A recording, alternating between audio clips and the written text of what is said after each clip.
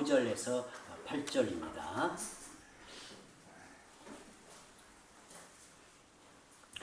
하나님의 말씀 마태복음 6장 5절에서 8절의 말씀을 함께 교독하죠. 또 너희는 기도할 때 외식하는 자와 같이 하지 말라. 그들은 사람에게 보이려고 회당과 큰 거리 어귀에 서서 기도하기를 좋아하느니라. 내가 진실로 너희에게 이르노니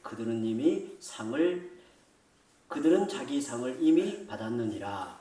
너는 기도할 때 내 공방에 들어가 문을 닫고 은밀한 중에 계신 내 아버지께 기도하라. 은밀한 중에 계시는 내 아버지께서 갚으시리라. 또 기도할 때 이방인과 같이 증언부언하지 말라. 그들은 말을 많이 하여야 들으실 줄 생각하느니라. 그러므로 그들을 본받지 말라. 구하기 전에 너희에게 있어야 할 것을 하나님 너희 아버지께서 아시느니라. 아멘. 우리가 기도할 때 오해하는 것 중에 하나는 하나님을 믿는 성도들만 기도할 것이라고 생각합니다. 저는 예전에 그렇게 생각을 하였는데 사실 다른 종교인도 열심히 기도하고요. 심지어 종교가 없는 사람들도 기도합니다. 그래서 전혀 믿음이 없고 신앙생활 하지 않은 분들이 나도 기도합니다 라고 하면 우리가 굉장히 의아하게 보기 쉬운데 사실 모든 사람들은 각자 나름대로 기도하며 살아갑니다. 사람들이 왜 이렇게 기도할까요? 우리 신자들은 당연히 하나님께 기도하지만 또 다른 종교인들 그리고 심지어 종교가 없는 사람들도 왜 이렇게 기도할까요? 그것은 근본적으로 사람을 지으실 때 하나님의 형상을 따라 지으셨기 때문에 그렇습니다. 하나님의 형상이 완전히 사라지지 않고 모든 사람들 속에는 하나님의 형상이 남아있는 거죠. 모든 사람에게는 절대자 하나님을 향해 나아가는 종교심이 있습니다. 그래서 본능적으로 각자 기도하는 방식을 가지고 있어요. 저도 곰곰이 옛날 제 지나온 삶을 생각해 보니까 저는 고등학교 2학년 때부터 교회를 다니기 시작했는데 그 전에도 제가 기도를 한 것 같아요. 특별히 시험을 앞두고는 제가 기도를 했던 것 같아요. 누구를 위해서 뭘 위해서 기도했는가는 잘 기억이 안 나는데 아무튼 제가 이렇게 기도를 했던 것 같아요. 시험지를 앞에 두고도 기도하고요. 시험 공부하면서도 기도한 것 같아요. 이와 같이 다 이렇게 기도를 합니다. 이렇게 많은 기도의 방식을 대략 4가지로 나누어 볼 수가 있어요. 이 4가지를 소개하는 것은 우리의 기도에 이러한 기도의 요소를 경계해야 된다는 거예요. 보통 모든 사람들이 이러한 기도의 어떤 방식을 갖는다는 거예요. 첫째는 본능적인 기도입니다. 다른 말로 원시적인 기도라고 할 수 있는데요. 어려운 일이 생기면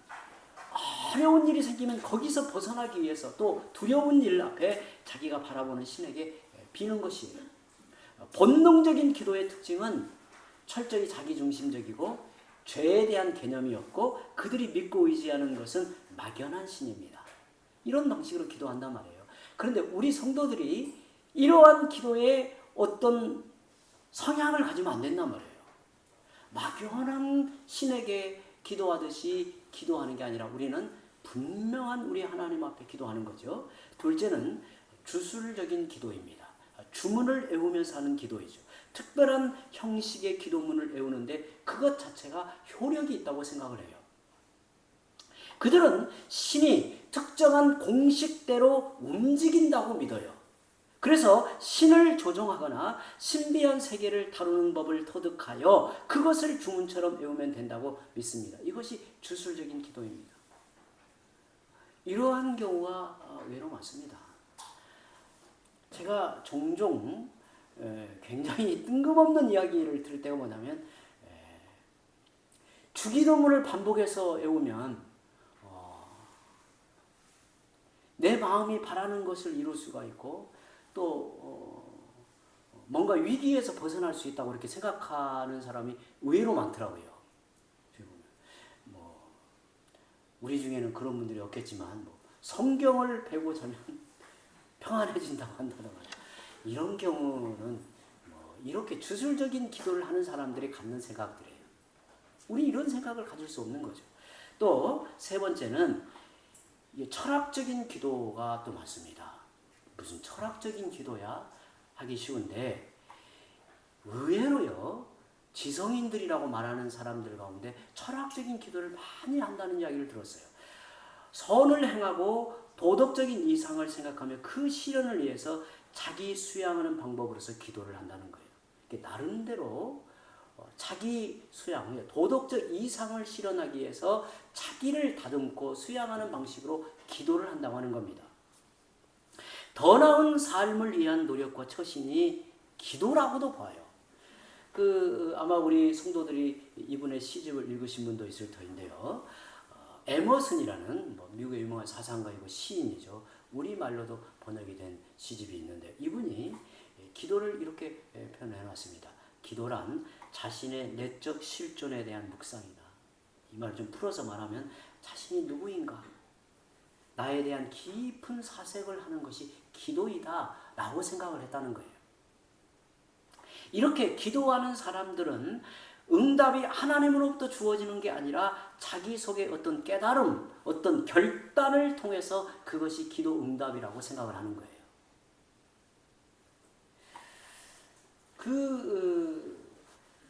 최근에 이제 우리 목사님 몇 분하고 독서하는 모임에서 좀 딱딱하고 어려운 책을 좀 함께 읽자 해서 지중해 연안의 고대 철학에 관한 책을 한 권 읽으면서 제가 좀 굉장히 놀란 건 뭐였냐면 그 배경이 매우 기독교적 요소를 갖고 있다는 거예요. 그 나름의 그 철학의 풀어가는 이야기가 기독교적인 이 틀 속에서 이야기가 된다는 거예요. 그래서 제가 어떤 생각이 들었냐면 철학을 깊이 하는 사람은 예수 믿기가 정말 어렵겠구나. 그 안에 삼위일체 구조가 다 있고요. 하나님에 대한 이 이해 방식이 너무 흡사한 거예요. 그러니 그 사람들도 뭐라고 말하냐면 나도 너희들보다 더 수준 높게 기도하고 있다라고 생각하는 사람들이 많습니다. 그래서 제가 우리 한 분에게 물었어요. 이제 철학을 공부한 한 목사님에게 대학에서 철학을 공부하면서 느낀 것이 뭐였냐니까 철학을요 진짜 막 흥미롭게 그 가르치는 교수들이 있다는 거예요. 마치 부흥해야 하는 것처럼 가르친다는 거예요. 그러면 막 이 사람들이 그렇게 감동을 받는데요. 막 심지어는 울기도 한다는 거예요. 얼마나 이 막 철학의 강의에 막 심취하고 막 감동이 되면 그리고 그 사람들 표현은 뭐냐면 전율을 일으킨다고 하더라고요. 그러니까 그 사람들도 기도할 때 우리보다도 더 뜨겁게 기도하는 사람이 있다는 거예요. 자기들 나름의 방식대로. 이렇게 철학의 방식의 기도도 있어요. 또 네 번째, 신비적인 기도가 있습니다. 무한한 신과 결국에 합일로 나아가는 것을 추구하는 거예요. 그래서 이것을 황홀한 연합이라고 해요. 그래서 기도하는 중에 어떤 깊은 황홀감에 빠져서 자신이 점점 하나님과 같이 되어 하나가 된다라고 목표를 삼고 기도하는 어떤 성향, 이러한 기도가 있다는 거예요. 이렇게 기도하는 사람들은 재미있게도 세상에서 필요한 것을 구하지 않는다고 합니다. 그것을 세속적인 수준 낮은 것으로 생각을 한다는 거예요. 한국교회에서 한때 관상기도라고 하는 것이 유행한 적이 있었는데요. 그래서 교단마다 이 관상기도에 대한 신학적 오류가 무엇인가를 판단하는 중요한 신학위원회가 저희 교단에서도 구성이 되었는데요. 결국에는 조심하라고 하는 이 권고로 결론을 냈는데 그 이유는 뭐였냐면 이러한 것이 배경이 있었다는 거예요. 신비적인 그 요소, 특별히 인간이 한계를 벗어나서 하나님과 더 가까이 나가 하나님과 합일되어지는 그 신화. 우리는 이제 거룩한 성도로서 그리스도의 의를 입은 칭의를 따라 성화되어진다고 한다고 그러죠. 근데 그들은 점점 하나님과 같이 되어진다라고 하는 성화가 아닌 신화, 하나님과 같이 되어진다라고 하는 개념이 그 배경에 있다고 결론을 내렸어요. 그래서 지금은 뭐 이제 워낙 이런 이야기가 많아져 가지고 이제 딱 결론이 났지만 한때 엄청 유행을 사람들에게 관심을 끌었습니다. 요즘에 다양한 기도의 방식이 소개되고 있습니다. 아마 기도의 개념을 폭넓게 이해하려는 시도라고 보여요. 그래서 교회 안에도 지금까지 해왔던 기도와는 다른 방식의 기도를 해보려는 움직임이 계속됩니다. 우리는 그러한 일이 없지만 어떤 교회는 공적인 기도회에서 막 방언으로 기도합시다. 막 앞에 나와서 막 그게 옳은 것인지 그런 것인지는 모르겠지만 방언으로 기도하면 막 다 또 그렇게 해야 된다고 하는 교회도 있다는 이야기가 들었어요. 이 모든 것은 기도에 대한 바른 이해가 없기 때문에 그렇고 더 깊이에 가서는 하나님에 대한 참된 알미 없으면 그렇게 가는 거예요. 그래서 이러한 시대의 유행을 함부로 받아들이는 것은 사실 위험한 거예요. 성경을 바르게 알지 못하면 사람들은 늘 흥미와 관심을 끄는 것으로 기울게 돼요. 그래서 기도가 이상해지는 거예요. 정말 이 이야기를 들어보면 별의별 기도가 다 있습니다. 아마 여러분들은 들어보시는지 모르겠는데 예언 기도를 한다고도 하더라고요. 우리 중에는 이런 분들이 없으니까 뭐 제가 안심하고 있지만 정말 성경을 제대로 모르면 너무 어두운 가운데로 나가요. 성도들이 이런 영향을 받으면 바른 신앙에서 벗어나기가 쉬워요. 여러분, 하나님을 아는 지식이 바른 기도를 하게끔 만들죠. 바른 기도 속에서 하나님을 더 깊이 참되게 알게 하는 은혜를 받아요. 그러니까 이게 하나님을 바르게 알아야 기도를 참되게 하고 기도를 참되게 해야 하나님을 또 바르게 알아가는 거예요.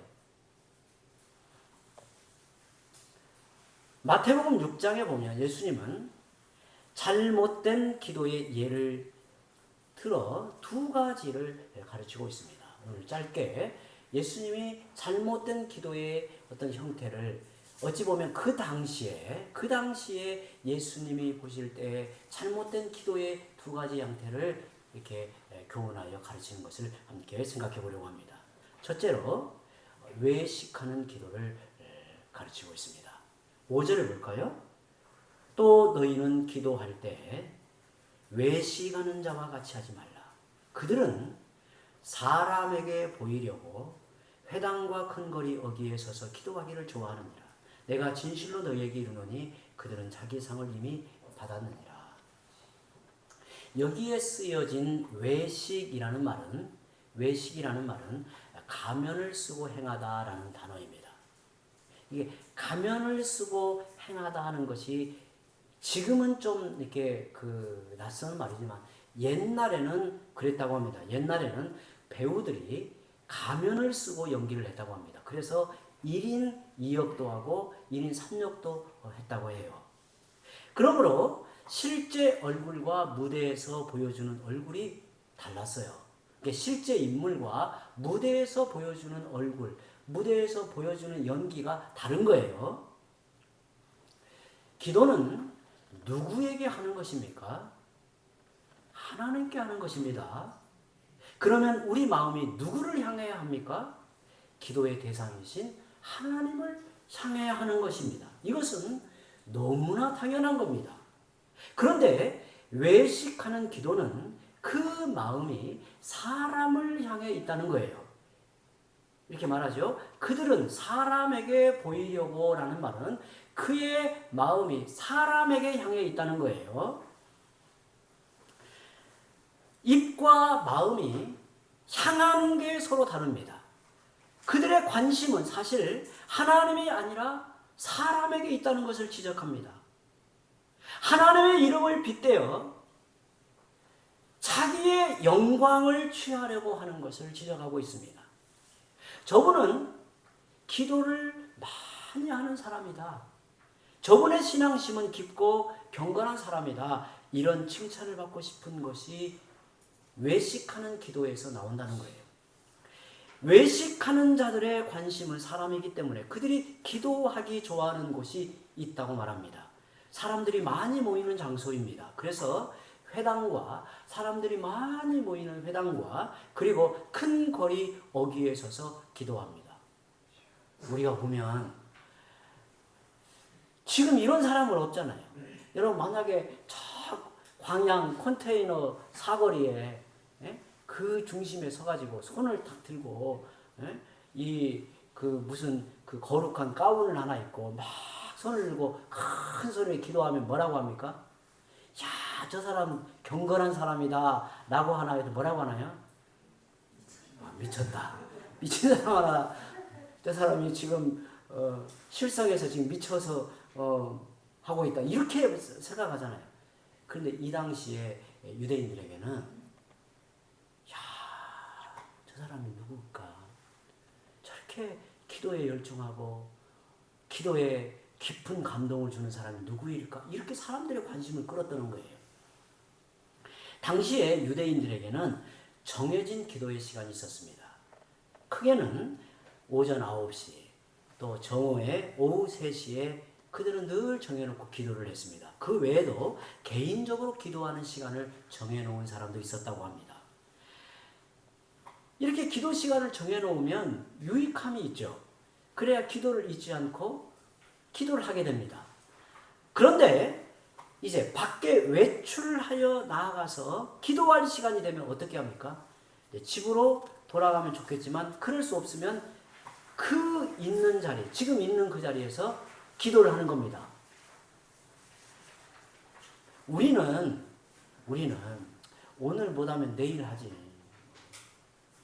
오전에 못하면 오후에 하지. 이런 정도잖아요. 유대인들은 이게 열심히 보통 사람이 아니죠.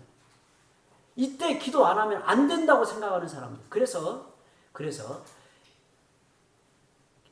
사람들이 많은 그 자리에서 기도 시간이 되면 정한 시간에 자신이 있는 곳에서 자리를 펴고 기도를 하기 시작합니다.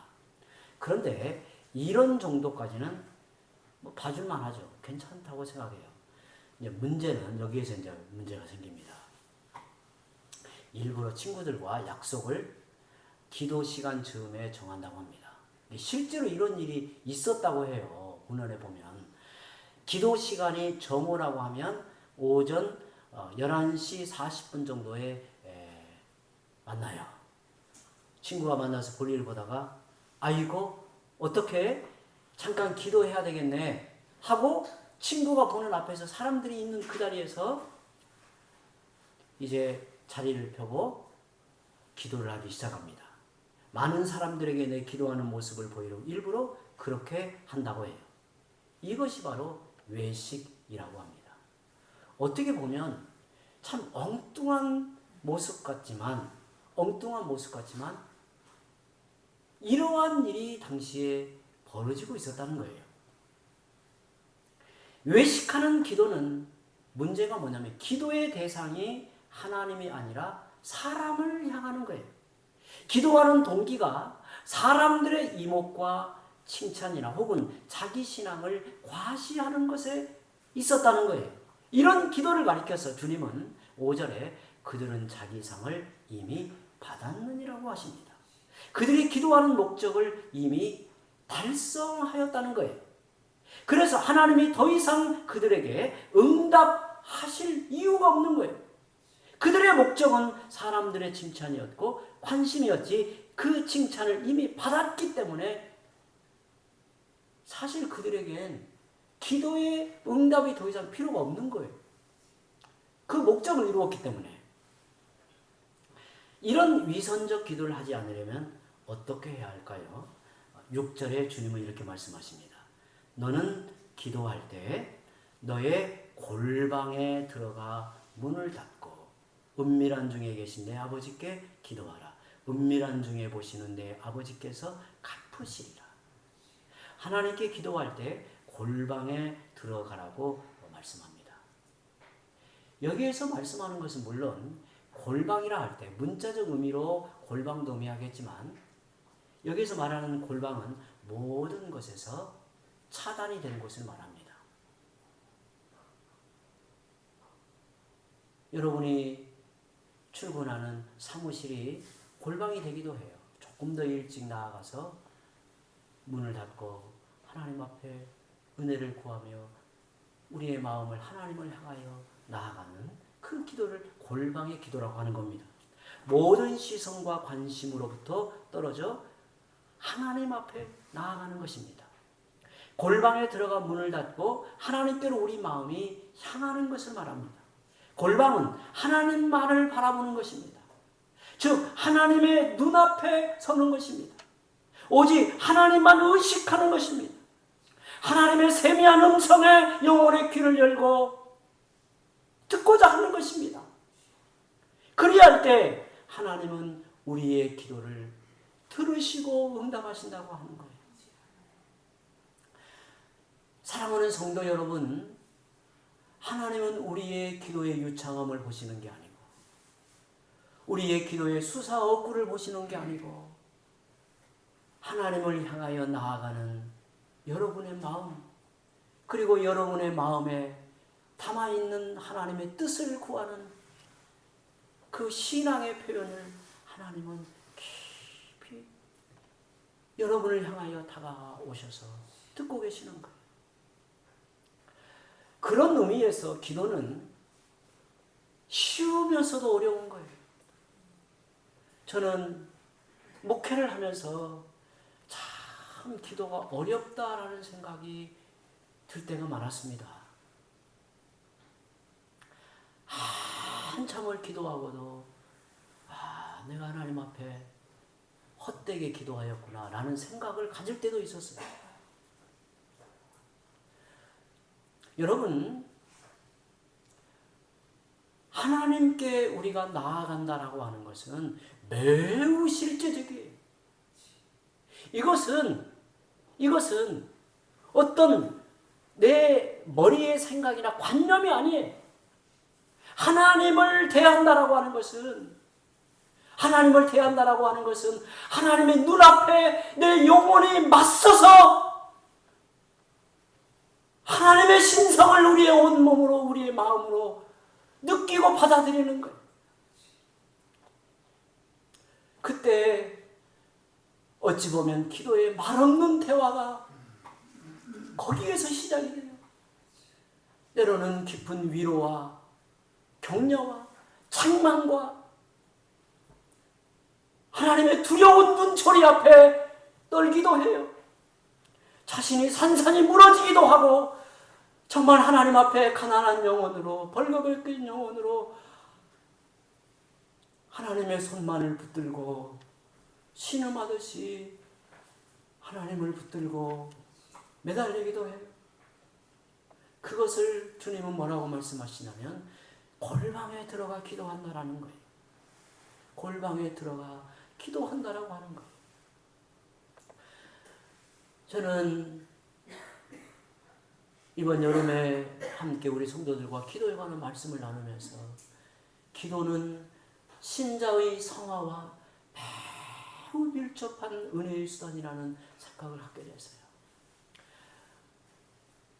우리 성도들이 자기의 의지, 또 주님을 사랑하는 마음으로, 또 주님을 알아가고자 하는 그 깊은 은혜를 사모하는 마음으로 성경을 펴서 읽고 성경을 읽어 나갈 때 성도로서 자라가게 돼요. 드디어 스스로 하나님의 은혜를 붙드는 신앙으로 자라가게 돼요. 이게 굉장히 저는 중요하다고 봐요. 기도도 마찬가지예요. 기도도. 정말 기도 안에서 무한하신 하나님, 영원하신 하나님을 기도 속에서 만나면 그 하나님 앞에 내가 누구인가를 깊이 보게 되고 은혜를 구하게 되고 은혜 앞에 엎드리게 돼요. 그것을 주님 우리에게 말씀하고 있습니다.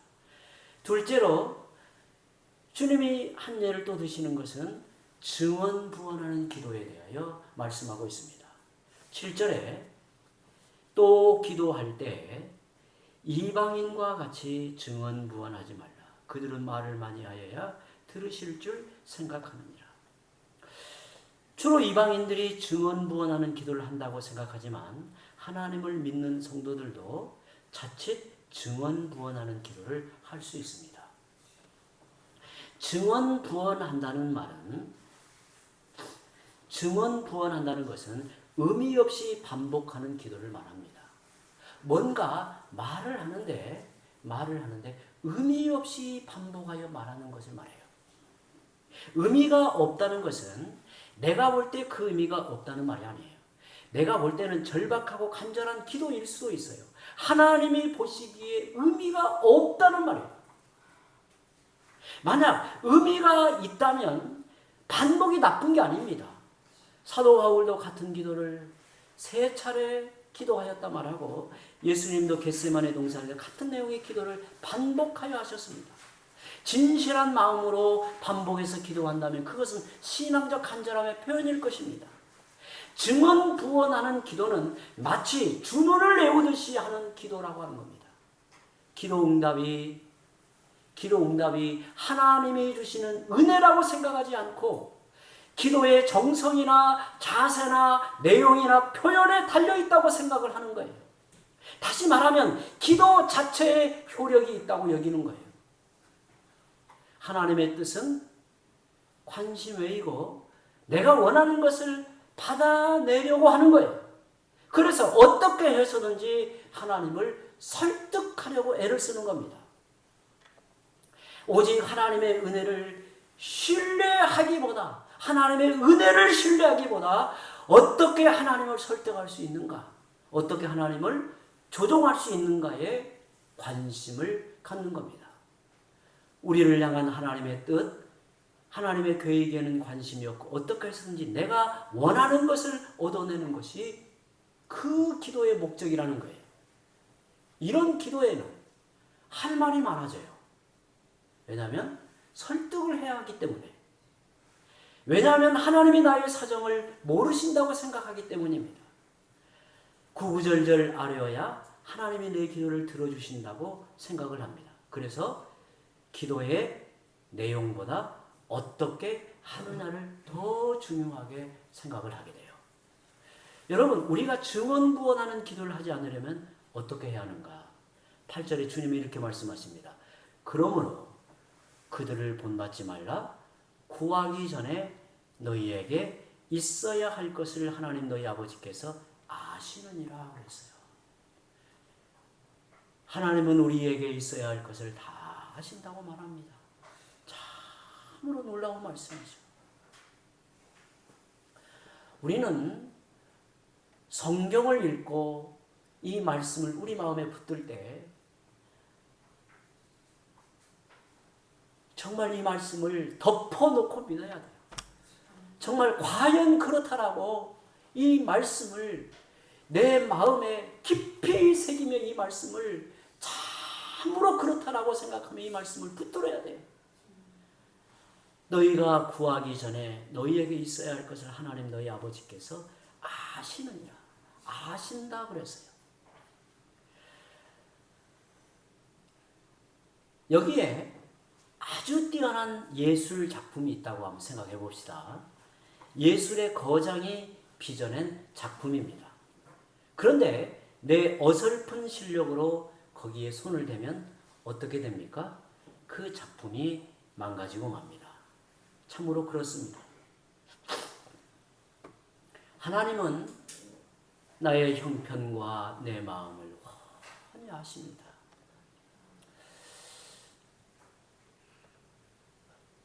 우리가 하나님 앞에 기도할 때 한번 여러분 이렇게 한번 생각해 보시기 바랍니다. 하나님 앞에 기도할 때 하나님은 지금 내 형편과 내 마음과 내가 바라는 소원을 다 알고 계신다.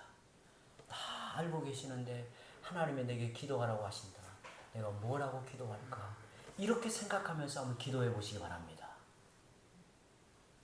그러면 하나님을 더 의식하게 돼요.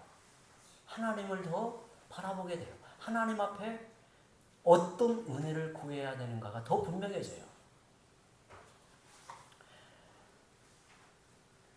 더 나아가서 하나님은 나를 향한 계획을 가지고 계십니다.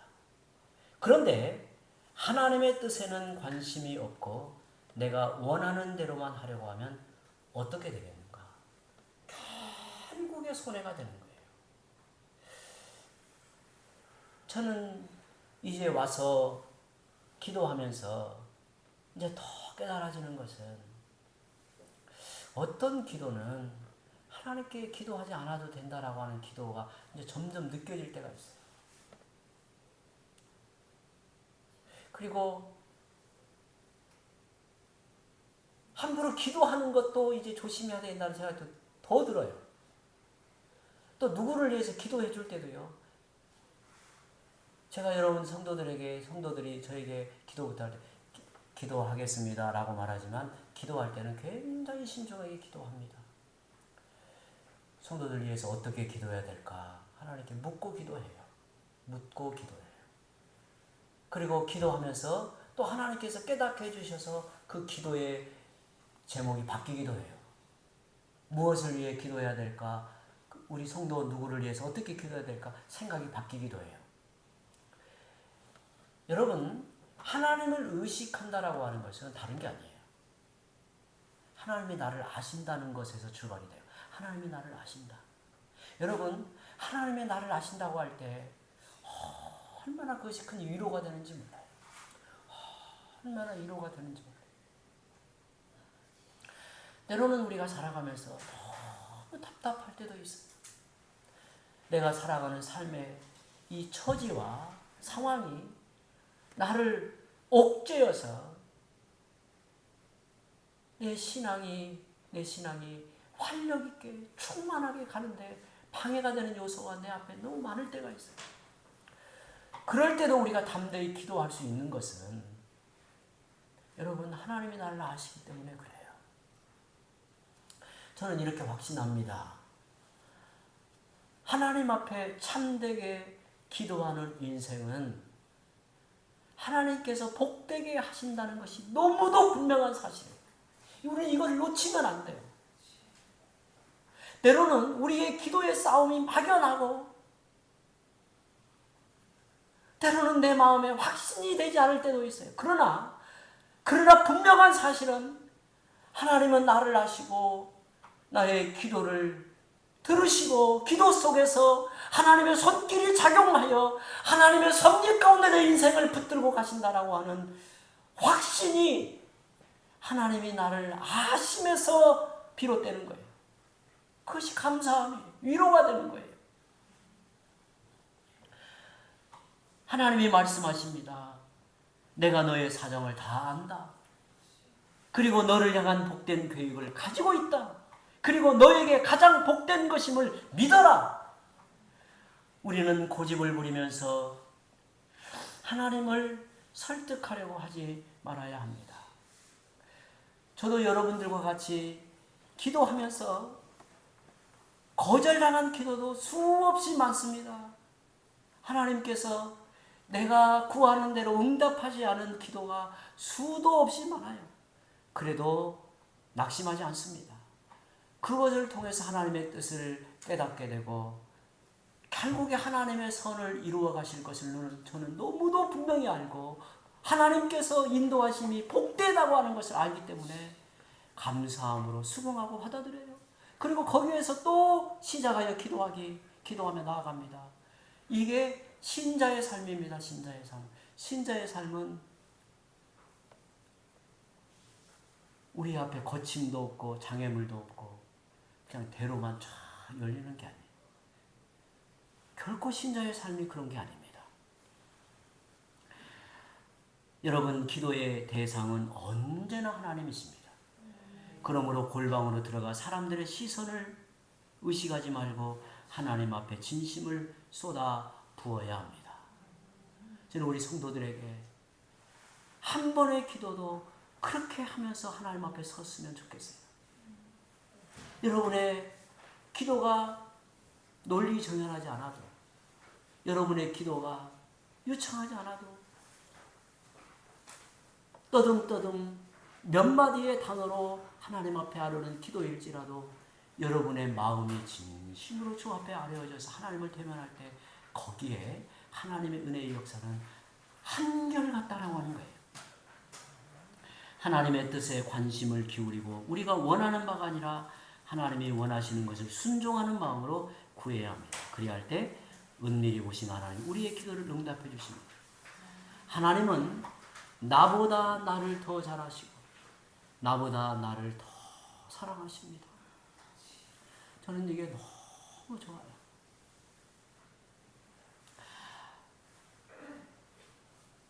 저는 간혹 지금도 예수 믿는 세월이 이렇게 오래도록 흘렀고 목사로서 주 앞에 섬기는 세월이 이렇게 오래되어도 지금도 제 자신을 가만히 생각하면 참 연약한 인생이다.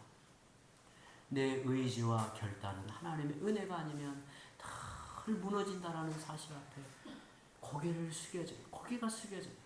그게 인생이 아닐까 하는 생각이 듭니다.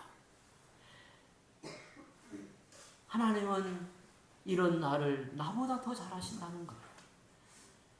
나보다 나를 더 사랑하시는 분이 하나님이십니다. 이런 하나님을 잘 모르기 때문에 우리는 때로 구구절절 중언부언하는 기도를 하는 겁니다. 우리가 기도하기 전에 하나님은 이미 다 아신다는 것을 꼭 믿어야 합니다. 우리의 기도가 미숙한 기도에서 벗어나 더 깊고 성숙해지기를 바랍니다. 우리 함께 이 시간에 잠시 기도합니다.